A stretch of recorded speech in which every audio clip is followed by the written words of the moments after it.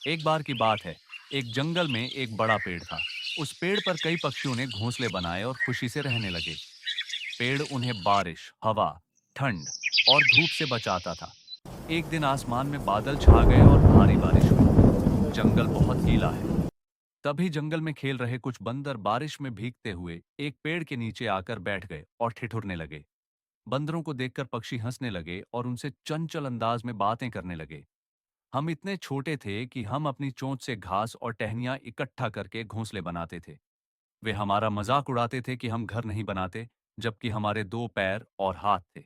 बेवकूफ बंदर बहुत क्रोधित थे। वे पेड़ पर चढ़ गए और पक्षियों के घोंसलों को नष्ट कर दिया। उन्होंने पत्ते और शाखाएं तोड़ दी और शाखाओं को टुकड़े टुकड़े कर दिया। उन्होंने अंडों को घोंसलों से बाहर फेंक दिया। कुछ अंडे टूट गए।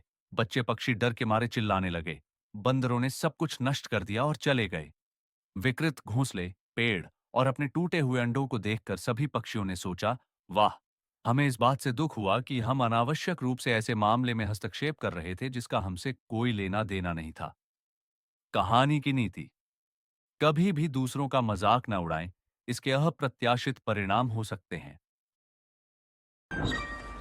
Storks and the Turtle. एक गांव के तालाब में 2 सारस और एक कछुआ रहते थे। उस वर्ष बारिश नहीं हुई, इसलिए तालाब का पानी सूख गया। एक दिन 2 सारस उड़ते हुए आए और उन्होंने एक नया तालाब देखा। इसमें बहुत सारा पानी है। उन्होंने पुराने तालाब, जहां सारस रहते थे, से नए तालाब में स्थानांतरित होने के बारे में बात की। ये सुनकर कछुए ने बगुले से विनती की कि मुझे भी यहां से ले चलो। सारसों को उस पर दया आ गई और वे कछुए को अपने साथ ले जाने को तैयार हो गए। आखिर कैसे? कछुआ उड़ता नहीं है।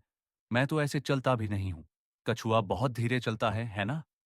अंततः एक सारस को एक तरकीब सूझी। उन्होंने सोचा कि यदि कछुआ किसी लकड़ी को कसकर पकड़ ले, तो सारस उस लकड़ी के दोनों सिरों को पकड़ लेंगे और इसी तरह तब तक उड़ते रहेंगे जब तक कि वे किसी नए तालाब तक नहीं पहुंच जाते।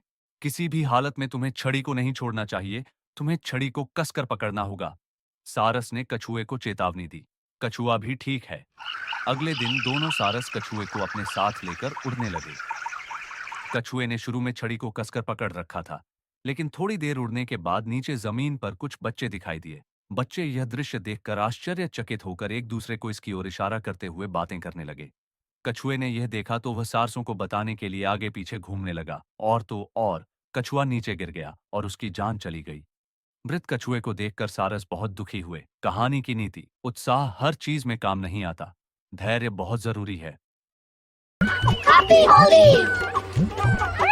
Happy Holi! एक बार की बात है, एक गांव में राजू, रामू, किट्टू और राधा बहुत मिलनसार थे। जब वे सब एक साथ खेल रहे थे, राजू ने रामू और राधा से कहा, कल होली है, चलो किट्टू के घर चलते हैं और उसे रंगों में डुबोते हैं। रामू और राधा ने राजू से कहा, ठीक है, चलो ऐसा ही करते हैं। अगले दिन तीनों किट्टू को रंगने के बारे में सोच रहे थे। राजू ने तुरंत उनसे कहा कि वह किट्टू के घर के पीछे होगा। तुम दोनों जाओ और किट्टू को घर से बाहर बुलाओ। अगर किट्टू घर के पीछे से आएगा तो मैं किट्टू को पकड़ लूंगा। फिर हम सब मिलकर किट्टू को रंगेंगे और होली खेलने गांव जाएंगे। फिर रामू और राधा ने कहा, ठीक है। वे होली के दिन किट्टू के घर गए और फोन करने लगे।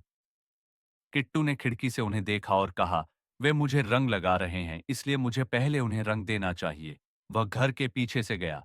राजू, जो घर के पीछे छिपा था, ने किट्टू को पकड़ लिया और चिल्लाना शुरू कर दिया।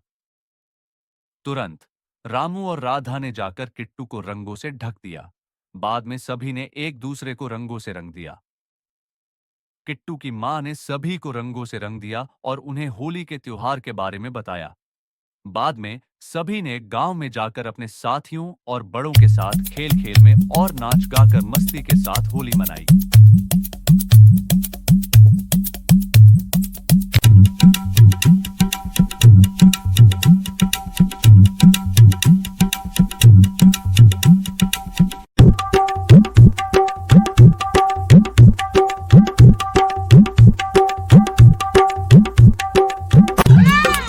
Happy Holi!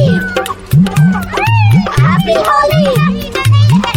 Happy Holi! Please subscribe my channel